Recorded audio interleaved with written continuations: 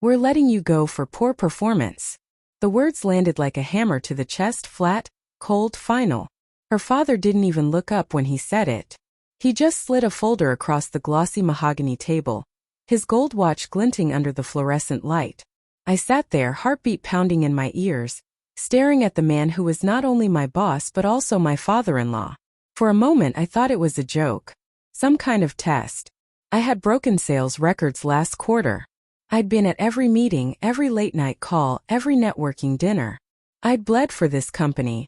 His company. The same company he'd built, and that I had tried, desperately, to prove I belonged in. Sir, with all due respect, that can't be right. I managed, voice trembling despite my best effort to hold it steady. My last evaluation. He cut me off without raising his voice. Your numbers have been inflated. Your leadership questioned. It's not a good fit anymore. His tone was detached, rehearsed, like he was reading a script someone else had written. And then it hit me. The small, unmistakable sound of footsteps behind the office door. Soft, careful. My wife. For a second I thought she'd burst in, defend me, argue that this was all some misunderstanding. But she didn't. The footsteps faded. Something in my chest broke quietly.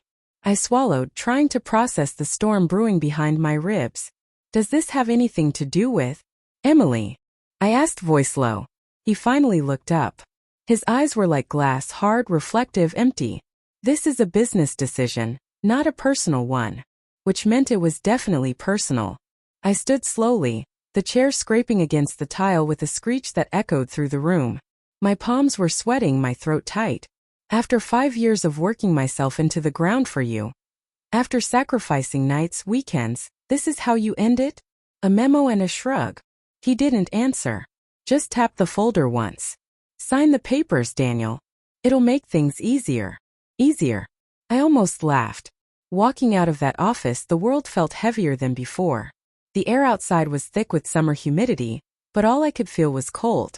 When I got home, Emily was in the kitchen, pouring herself a glass of wine. She looked up like nothing had happened. You're home early, she said, smiling faintly. I got fired, I said flatly.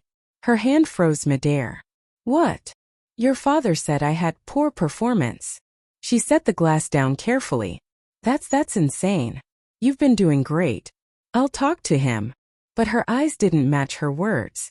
They flicked away too fast, avoiding mine. I stepped closer. Don't bother. I know he didn't make that decision alone. Her lips parted, her breath catching. Daniel, what are you implying? I'm not implying anything. I'm asking, did you know? She looked hurt. Or maybe she wanted me to think she did. Of course not. Why would I? I wanted to believe her. God, I wanted to. But there'd been signs. The late-night phone call she took in another room. The text she deleted while I was sitting right beside her. The sudden change in perfume, something new, sharper, almost bitter. For months I'd told myself it was stress. Her job. Her father's expectations. But now, standing in our kitchen with her pretending to care, it felt like all those lies had been leading here.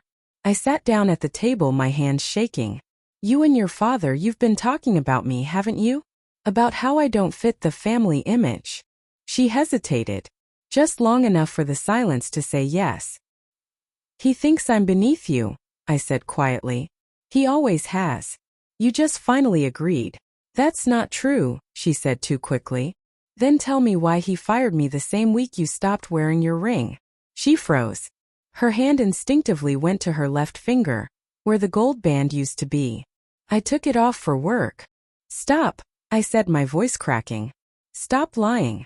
The tears came before I could stop them. Anger, grief, humiliation.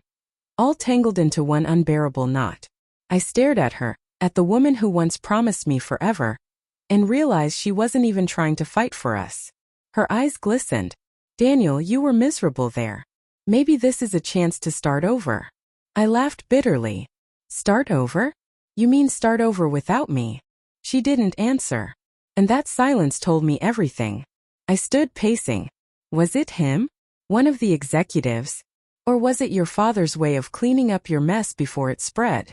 Don't, she whispered. Then tell me. I roared. Who is he? Her voice cracked. It was one night. I made a mistake. The words hit harder than anything her father could have said. I stared at her, the edges of my vision blurring. One night, I repeated. You slept with someone and then your father fired me to make it disappear. She broke down then, sobbing. He found out. I told him it meant nothing, that you didn't deserve to get dragged into it. I took a step back, shaking my head. Dragged into it? Emily, I'm your husband. I was already in it the moment you said, I do. She reached for me but I pulled away. Her touch felt foreign now, like a stranger's hand. I thought he loved you like a son, she whispered. No, I said. He loved you too much to let me remind him of your guilt.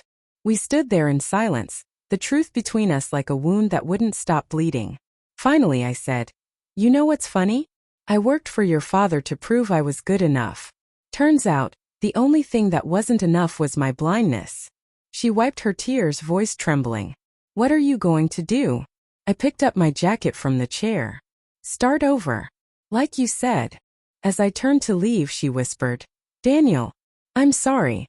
I paused at the door. So am I. I just wish I knew who you really were before I built my life around you. I stepped outside. The night air was thick, but for the first time in months I could breathe. When I reached my car, I pulled out my phone and scrolled through my emails. There it was, the confidential project file I'd been working on, the one her father didn't know I'd backed up before they revoked my access. Their company's biggest acquisition. Millions at stake.